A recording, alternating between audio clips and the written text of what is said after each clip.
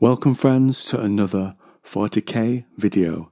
Today we're going to look at the Officio Assassinorum, and to be slightly more specific, to look at a specific branch of their operations, the Culexus Temple.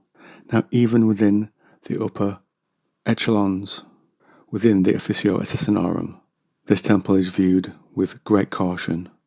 This is all down to the assassins themselves and the qualities in which they are chosen. They are picked because they have a very rare genetic defect. Now to explain, every being has a presence in the warp. Their soul is there, bursting through from the real universe.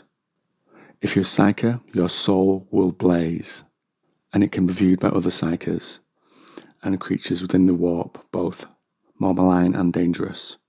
However, the Culexus is different, special, because they have no presence in the warp.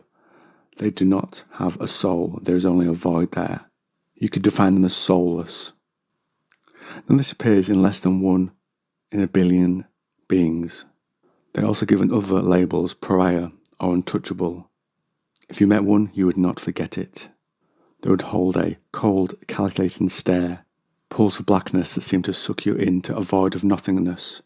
Not unsurprisingly, this quality means that the pariahs are often treated as outcasts. They will be banished from both their parents and the settlement perhaps they had been born or lived in. People, based on local superstition, will associate bad luck with them. Some pariahs resign themselves to their fate and lead lives of deep loneliness.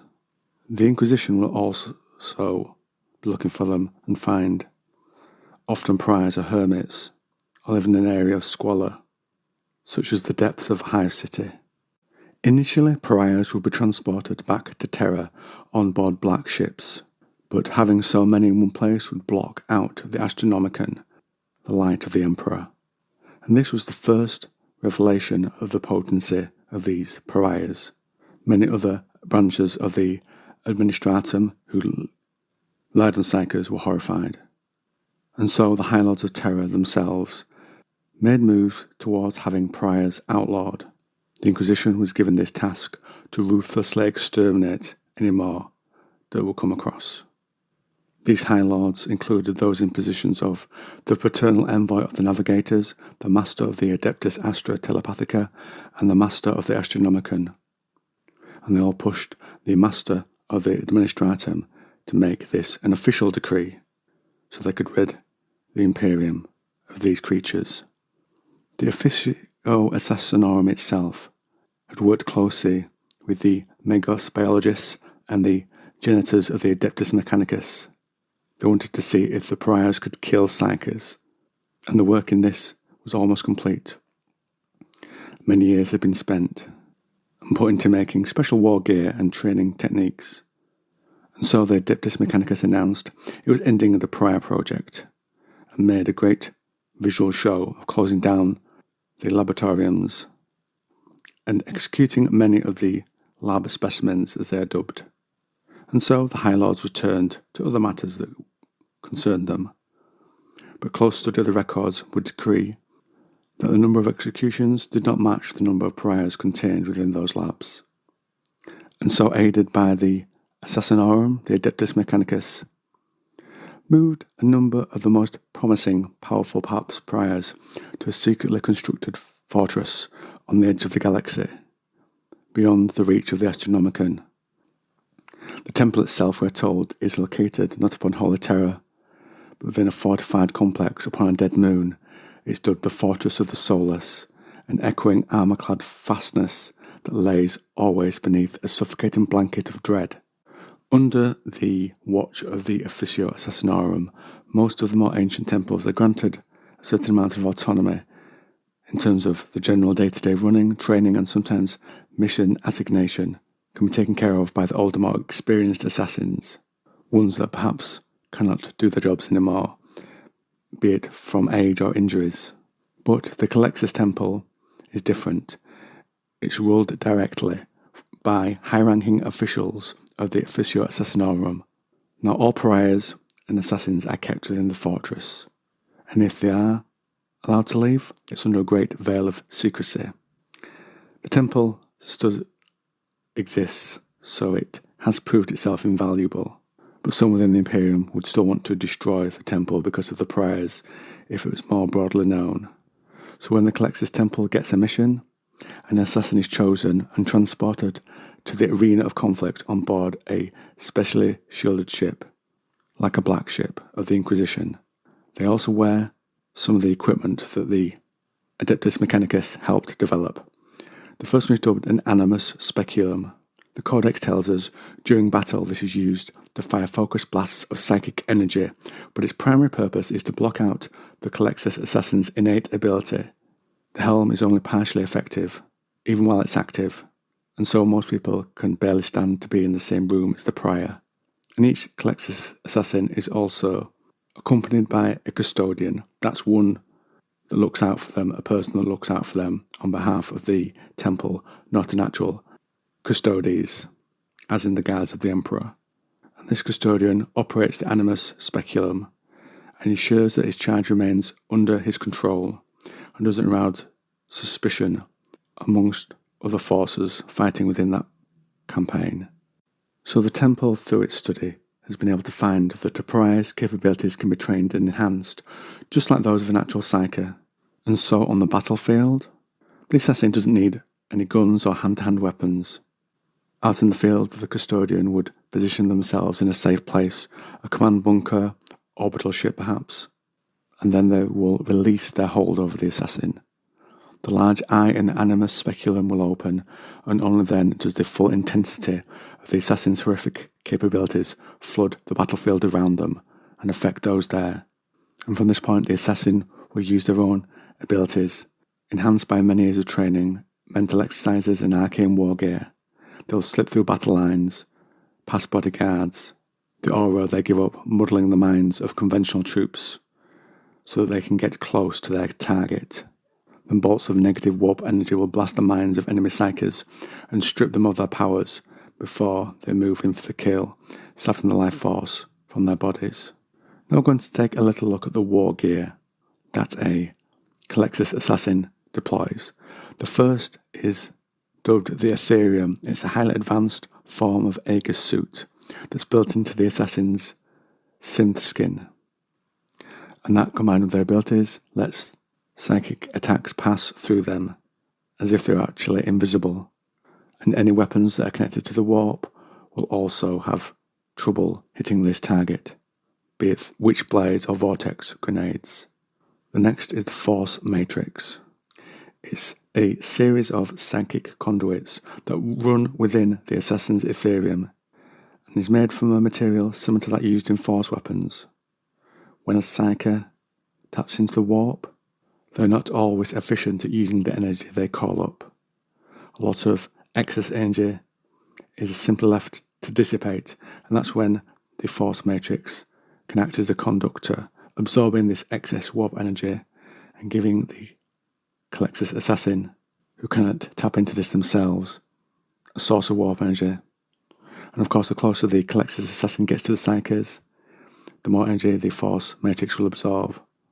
And this can then be used to fire blasts from the Animus Speculum.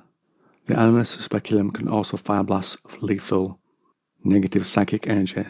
This is done when the assassin's aura is focused through the single eye on the front to become a thin beam of lethal energy, burning the target's brain and sucking out its soul. Now these blasts can be deadly to all, but Psykers in particular, who rely on the warp, are vulnerable to it and can find themselves vulnerable, robbed of their powers. And next amongst their equipment are Psyker grenades. They are used exclusively by the Culexus Temple and the demon hunters of the Ordo Malleus. Each grenade is similar in design to a frag grenade.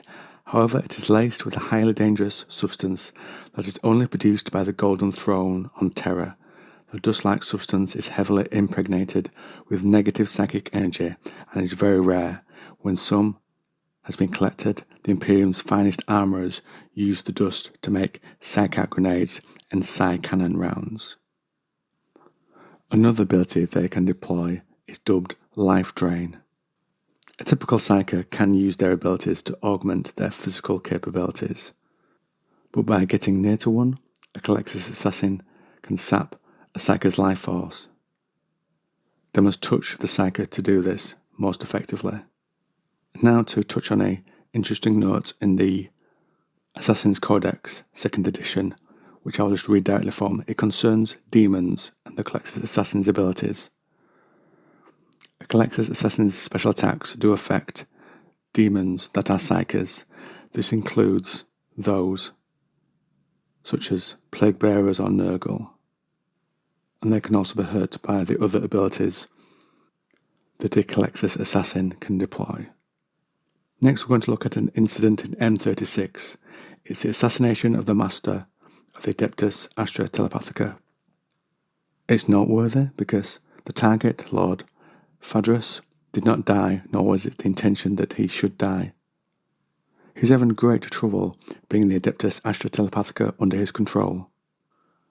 The master of the Adeptus Astra Telepathica, Lord Phadrus, was a potent psyker, and so was not swayed by Van Dyer's charisma, no matter the great speeches he said.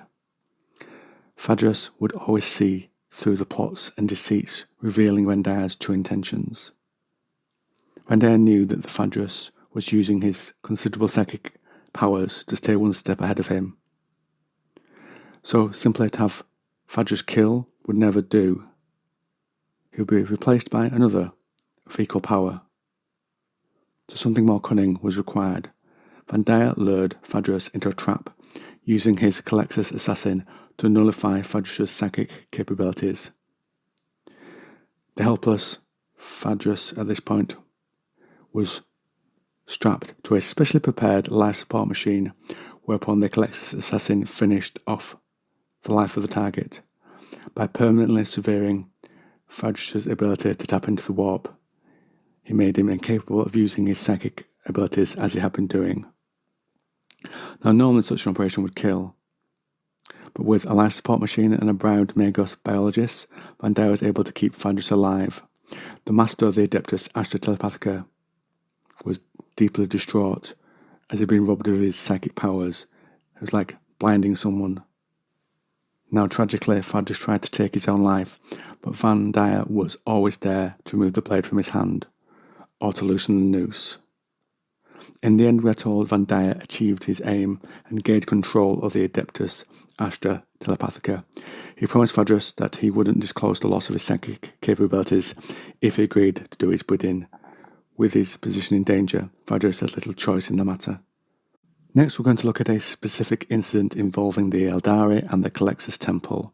Farseer Eladrios, Caucasian, had lost his sister to a Culexus assassin and now searched for their temple. And so he comes across a planet in his search that is a void to him. The planet itself had been lured away from any sort of orbit by the death of its sun, and now moved through deep space. Looking at it, it was like the world had become monochrome, soundless. This was the place he was looking for. This planet must be where the Culexus Temple was. And now he could reduce this den of monsters to a charred ruin. But with every choice he makes, he must consider consequences. And he looked at the outcomes that would happen from destroying this orphan world. He had expectations. He expected to see an age free of fear, some sort of vindication of the path he had followed.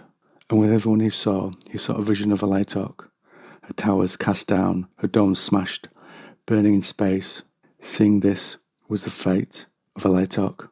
In most of the visions, he steadied himself and calmly gave up the work of centuries for the sake of the future.